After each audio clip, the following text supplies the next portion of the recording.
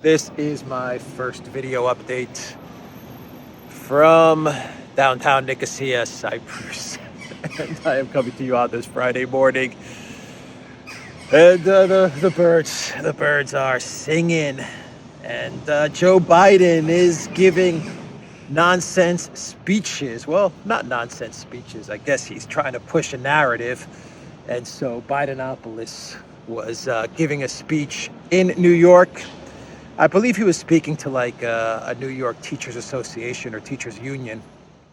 And he started to talk about Russia's plan to use tactical nukes in Ukraine because Putin is, he has no other option. He's run out of road. His army's in disarray. Mobilization has failed. His economy is in tatters. It is in tatters. And the Elensky war machine is rolling back the Russian military. And according to Bidenopolis, the only option left for Putin is tactical nukes. And the Biden White House, in their infinite wisdom and their desire for peace and for providing some sort of off-ramp to Putin and to save the planet, well, they're trying to figure out, what do we do? How do we stop Vladimir Putin from using tactical nukes? And this is what Bidenopolis said during his speech, quote, "First time since the Cuban Missile Crisis, we have the threat of a nuclear weapon. If in fact things continue down the path they are going, we are trying to figure it out. What is Putin's off-ramp? Where does he find a way out? There's no way out for Putin. Where does he find a way out?" He's not joking when he talks about potential use of tactical nuclear weapons or biological or chemical weapons, because his military is, you might say, significantly underperforming.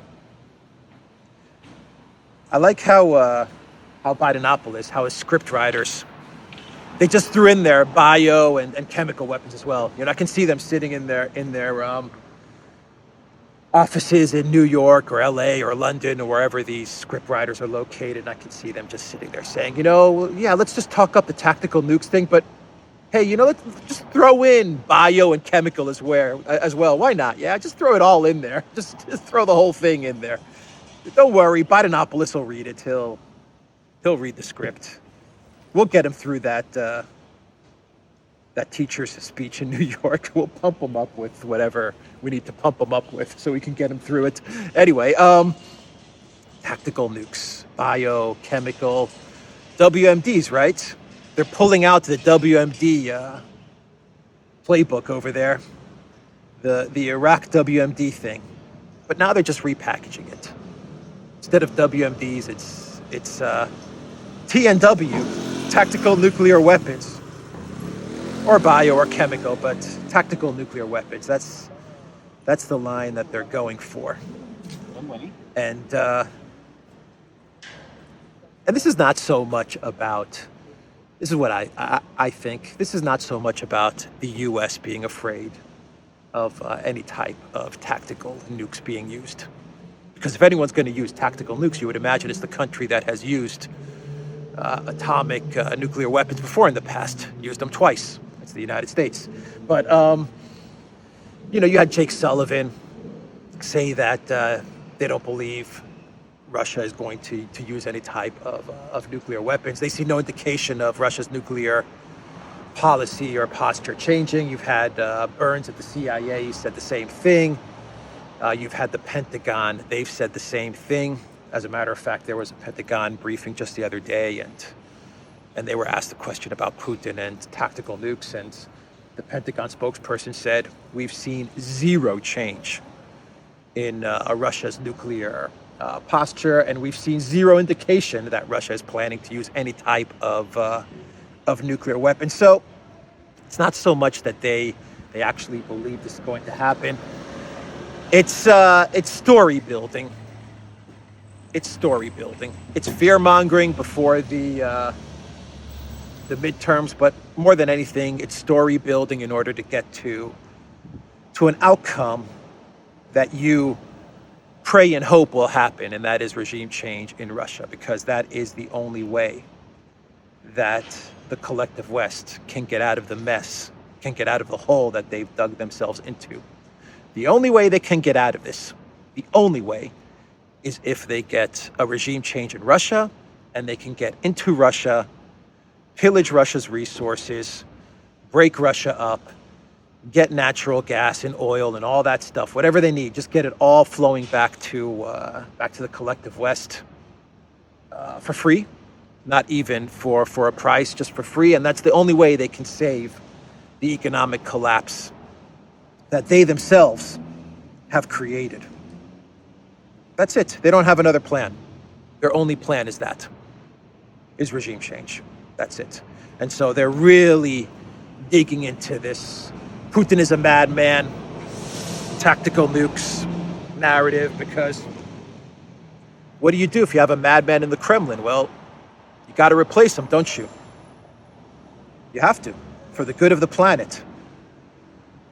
So that's the narrative. And even Elensky kind of let the cat out of the bag yesterday. So Elensky was speaking in Australia, and he was giving a speech at a video link speech, of course, at a university. I believe it was at Lowry University in Australia. And as he was giving this Lowy Institute International, that's where he was speaking, in Sydney.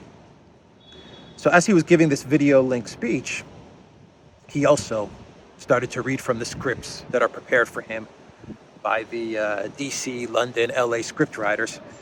And then he went off on a bit of a tangent. I think he messed up here. But anyway, he was he was doing what a comedian, clown, puppet actor does. And, he was reading his script, and he was play acting, wearing his standard uniform, that green T-shirt that he wears, to remind everybody that he's a wartime president, right? That's the costume. I'm a wartime president. And he was saying that, he's not sure if Russia is going to use a nuclear weapon. He's uncertain about it, but he definitely thinks it's a possibility because the Russian military is in disarray, is collapsing. Ukraine President Zelensky said on Thursday it was hard to say whether the risk of nuclear war had increased with his military's territorial gains, but he remains confident his Russian counterpart would not survive such an escalation in hostilities. Zelensky was addressing the Lowy Institute, international think tank in Sydney, not a university, a think tank in Sydney, via video link after Ukraine's military retook ground illegally annexed by Russia last week. Russian President Putin has warned that he won't hesitate to use nuclear weapons to ward off Ukraine's attempt to reclaim control of Moscow occupied areas. We've got Putin's speech. It's there. It's on the internet, at least for now, until, the Silicon Valley guys start to scrape it off the internet. But it's there. Putin's speech is there. And nowhere in his speech does he say that Russia is going to use nuclear weapons. Nowhere in that speech does he say that. Asked if the risk of Russia using nuclear weapons had risen, Elensky said, through an interpreter, "It's hard to say." He questioned whether, that's my Elensky's voice, "It's hard to say." It's hard to say. He questioned whether Putin had enough control over the Russian campaign to direct a tactical nuclear strike. The Russians found it hard to control everything that is happening in their country, just as they're not controlling everything that they have on the battlefield. Out of control. It's all out of control in Moscow. It's a power structure that is just out of control. Who's got control of the red button to launch nukes? Is it Putin? Who is it? Who can stop Putin? Everything is falling apart. It's falling apart on the battlefield in Ukraine. It's falling apart in Moscow, in the Kremlin. What do we do? What do we do, Elensky? That's what this think tank is asking Elensky. What do we do? And Elensky said, it's hard to say. It's hard to say, but things are not looking good. This is just such nonsense. These guys, the way they build their narratives, and people actually buy this. I was like looking at some of the comments from some of these articles, and most of the commenters are like, "Oh my God, we got to stop Putin, the madman." Literally, the comments, that's what they were saying. We got to stop Putin. He's a madman. We got to get a change in government in Moscow right away, or else we got to get regime change. People are actually buying into this crap. But Elensky, he actually screwed up. As he was reading the script, I guess he decided to ad lib or something, and he actually started to call for a preemptive collective West nuclear strike on Russia. Now, I don't know how all of this happened. I don't know if this was in the script, and then as Elensky read it out, the puppet started to say, "Uh-oh, this didn't go off as we thought it would go off," or maybe Elensky just, he said, "Okay, now I'm really into my element. I've got a feel for this character and for this line of dialogue, so I'm just going to run with it." And he started to go off on this preemptive strike of Russia, but he said it. He said that the collective West should nuke Russia in a preemptive strike. It's actually quite terrifying because the whole Iraq WM thing, what was it? It was a preemptive war, right? That was what George W. Bush was selling us on, and Rumsfeld and Cheney and all of these guys. Preemptive war. Iraq has WMDs, so we've got to invade Iraq preemptive in order to prevent the catastrophe. That worries me.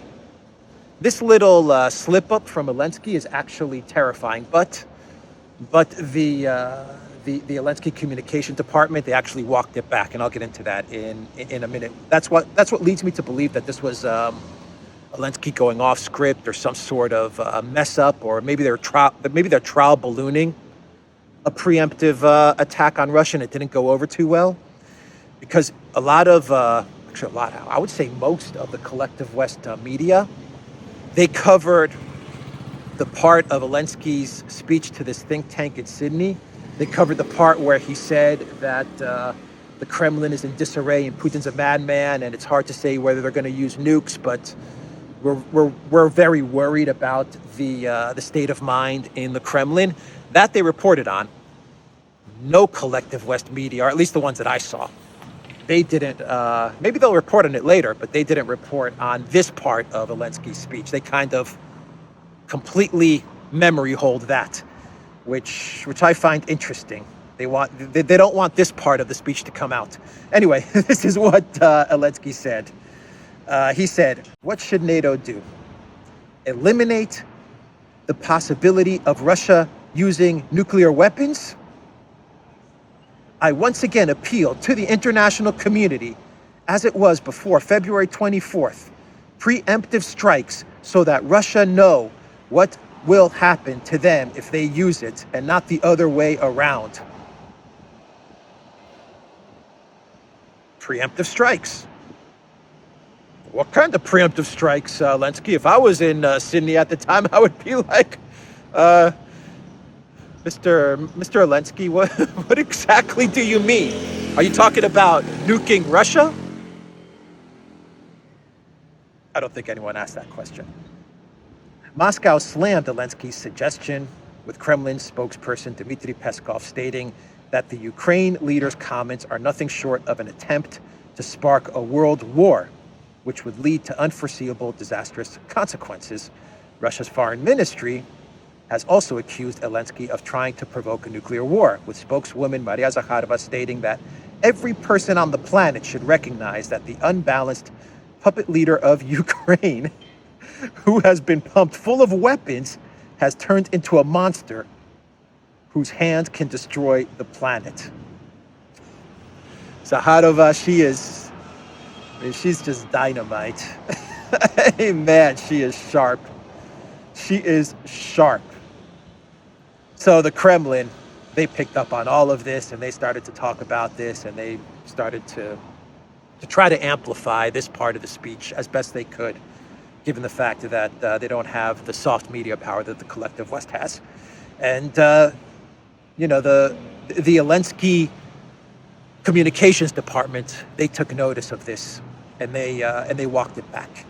Elensky's spokesman, Christoforou, explained that the Ukraine president's words about a preemptive strike against Russia were taken out of context. According to Nikiforov, the president did not call for the use of nuclear weapons against Russia.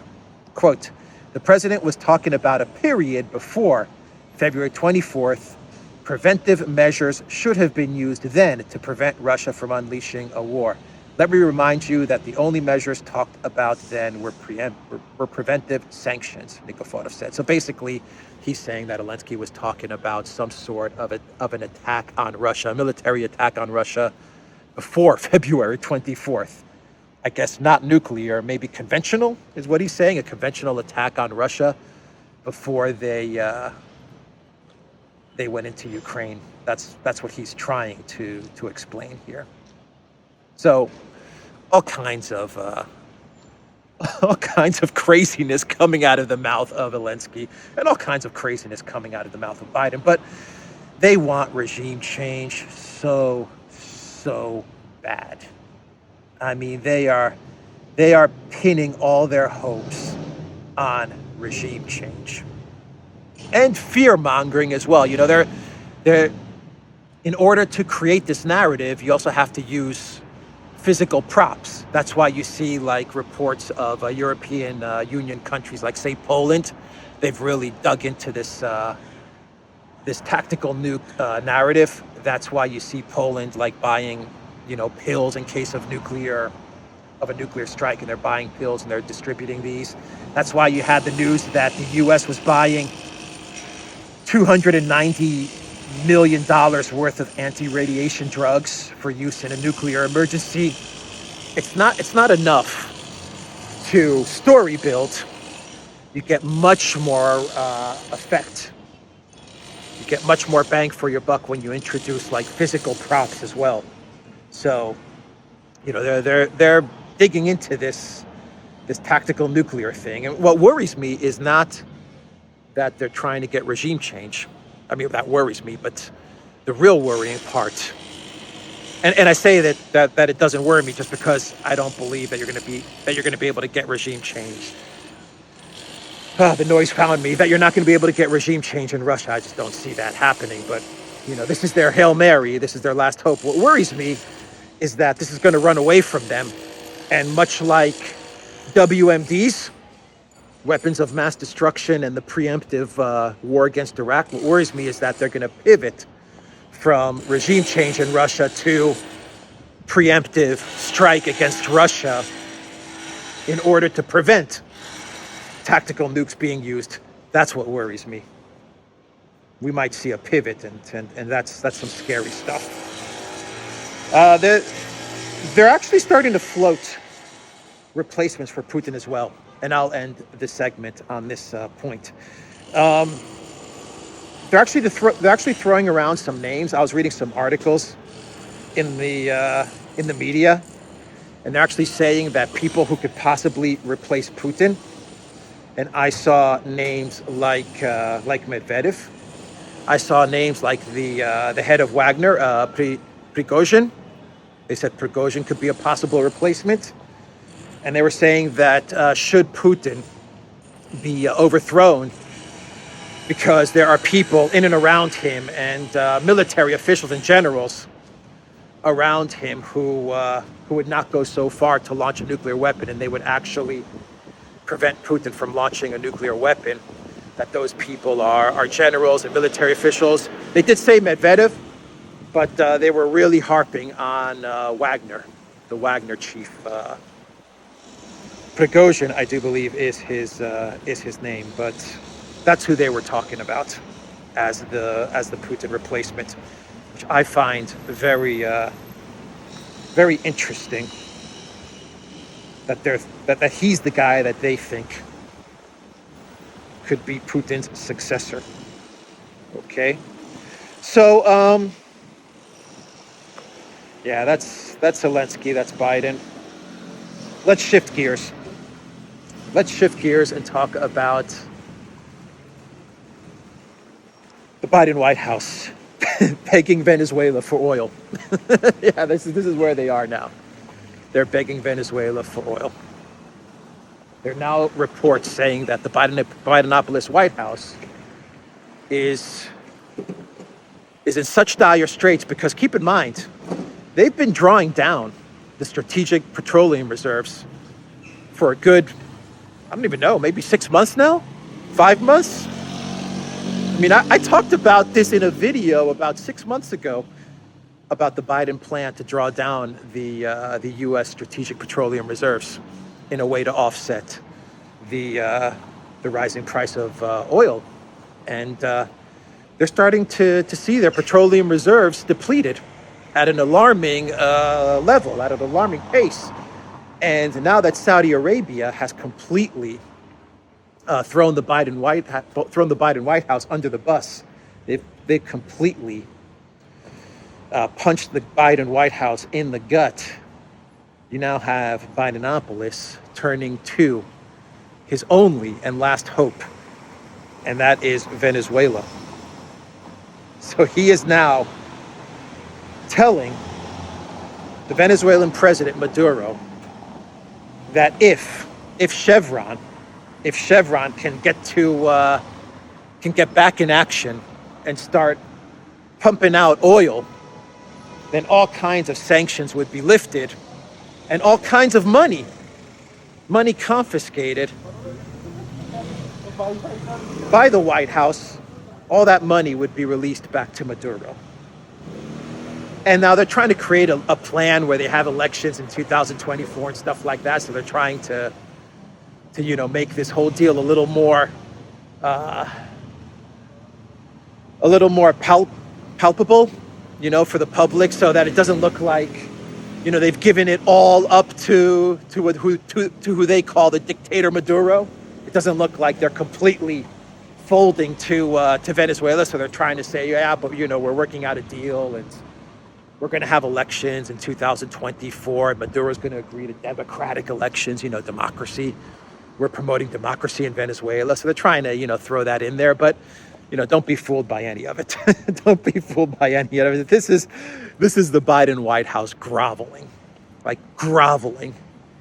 on their knees and begging Venezuela to save them. Begging Venezuela and Maduro to save them. That is exactly what is happening here.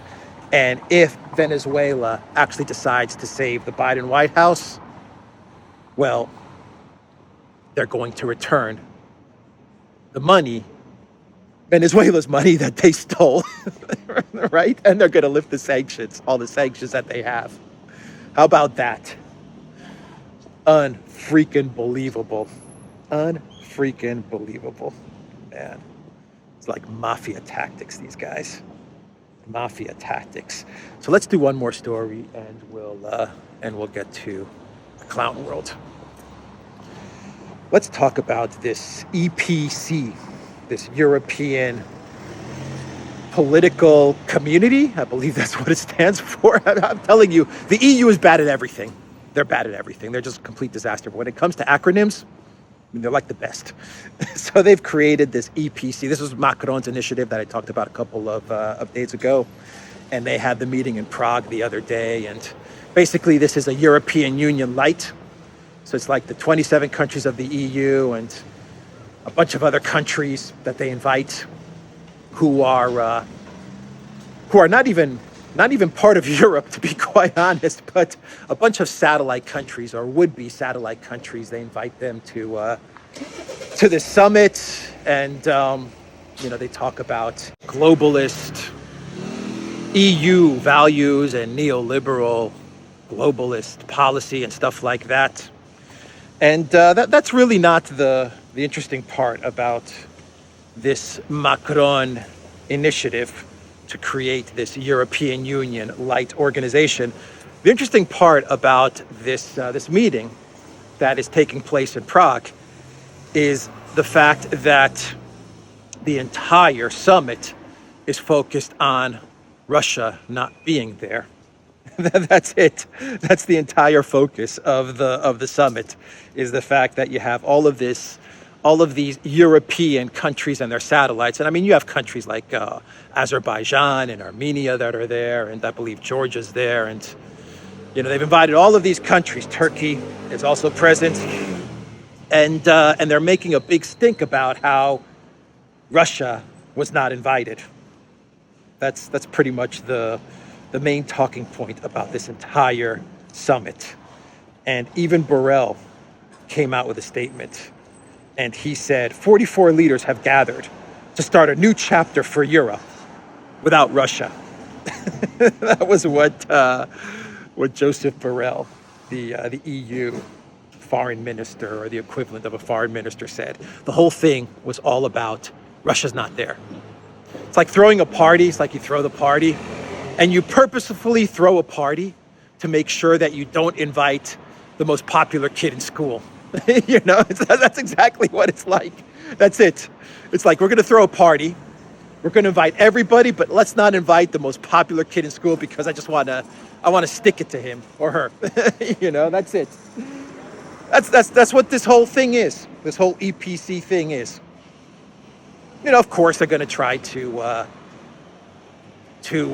influence, pillage, control, enslave whatever countries are not in the European Union. They're going to try to get them on board to the globalist, neoliberal agenda. Okay, that's going to be standard practice to get them on board and to try to sway them away from the fair world order and BRICS and the SEO and all of that. That's to be expected. But really, the whole reason for this thing is to just have a party without Russia being invited. That's it. And I went through all of the collective West reporting of this summit taking place in Prague, and I just skimmed through the titles, doing a very quick Google search, and all the titles, they all said pretty much the same thing. European Union meets with other nations in Prague without Russia. New European future taking place in Prague without Russia. EPC meeting launches in Prague, Russia not invited. That was every single title. Every one. Every single one. It is so pathetic. It really is so pathetic and sad to see Macron and Van der Crazy and Borrell and all of these people just have Russia consume their entire existence. What's it like to live your life with Russia and Putin just on your mind 24 hours a day, 7 days a week, consuming your entire being? Your hatred for Russia just consumes your entire existence. Unbelievable. So that's the EPC meeting. If you want my assessment of it, I think it's a complete dud. A complete dud. But, these globalists, they do love their cocktail parties. That they do love. Let's do a clown world. But let me first mention Belarus. There's some stuff going on in Belarus, actually, which maybe I'm going to have to dig into in another video. But even Lukashenko, the president of Belarus, he's saying that he's concerned about some activity taking place on Belarus's western borders. And he's saying that, across the street here, 1 sec. He's saying that Poland is trying to get nukes, or at least to be part of the nuclear sharing policy of the United States. And that's a policy that's an initiative where the US actually hosts nukes in a country. They share those nukes, but those nukes are the property of the United States. So that's like what they do with Turkey, for example. Turkey hosts American nukes, but the US has full control of those nuclear weapons, and Poland wants to get in on that action. They would like to be part of the US nuclear sharing initiative, and Lukashenko's like, oh, wait a minute. If Poland's going to get nukes, albeit they're going to be controlled by the United States, isn't it time that Belarus hosted Russian nukes controlled by Russia? I mean, fair is fair. And then you have some Belarusian officials, military officials. Actually, I believe one of the chief intel officials or one of the chief defense officials coming out and saying, now, of course, this is completely unverified,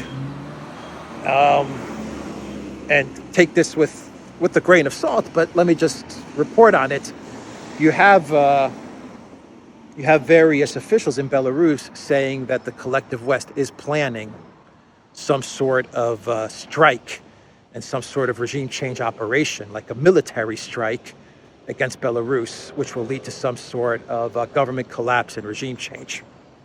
You know, take it for what it is. This is what various intel and military officials are saying from Belarus, like Belarusian officials are saying, that the collective West is planning something like a military action against Belarus, which will lead to the downfall of the government. Okay. With that said, I don't know if we should believe this or not, but who knows? Who knows? They are getting desperate. The collective West is getting desperate. They want it to appear that Russia is getting desperate, but we know the truth of it. The truth is that they are getting very, very desperate. That is the truth of it.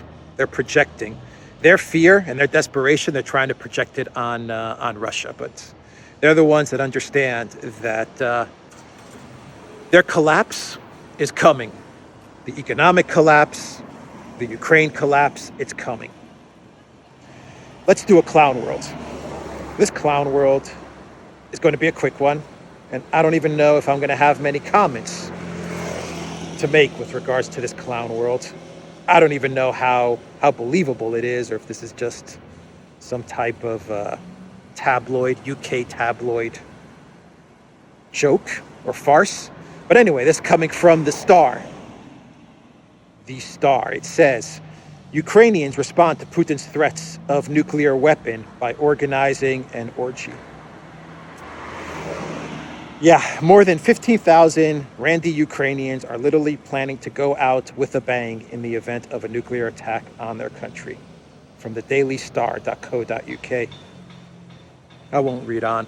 Basically, what they're saying is that they're going to defy the Putin's nuclear strike on Ukraine by having a 15. Did I read that right? A 15,000 person orgy.